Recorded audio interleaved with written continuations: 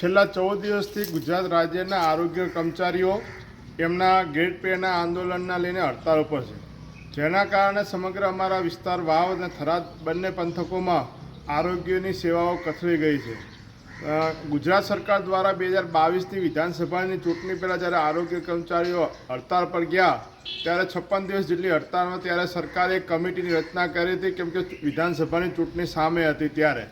ને આજે જ્યારે સમિતિનો રિપોર્ટ આવ્યા ને પણ ઘણો સમય થયો છે, તેમ છતાં એમનો જે મુદ્દો છે ટેકનિકલ ગણવા ને ગ્રેડ પે વધારવો, તો સમિતિએ પણ એમનો નિર્ણય આપ્યો છે. સરકાર તાત્કાલિક ધોરણે આરોગ્યના કર્મચારીઓના હિતમાં નિર્ણય લઈને એમને જે ગ્રેડ પેને ટેકનિકલ ગણવામાં આવે, એમની માગણી સ્વીકારવામાં આવે.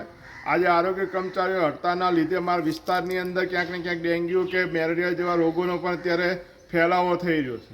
આજે નાના બાળકોને જે રસીકરણનું કામ છે એ પણ ખોરંભાઈ ગયું છે. છેલ્લા 14 દિવસથી આરોગ્ય કર્મચારીને હડતાળના લીધે વિસ્તારમાં ક્યાંય પણ રસીકરણનું કામ થતું નથી, જેના કારણે આવનારા સમયમાં બાળકોને ક્યાંક નુકસાન થશે તેની જવાબદારી પણ સરકારની રહેશે. જ્યારે કોરોના સમયે કોઈનું નહોતું ત્યારે આરોગ્ય કર્મચારીઓએ દિવસ રાત લોકોની સેવા કરી છે, ત્યારે સરકારે જે સમિતિના નિર્ણયને બહુમતીના આધારે જે સમિતિએ નિર્ણય આપ્યો છે એનો અમલ કરવો જોઈએ. તાત્કાલિક ધોરણે અમને ટેકનિકલ આરોગ્ય કર્મચારી ગણી અને સાથે સાથે ગ્રેડ પર પણ વધારી આપવો જોઈએ.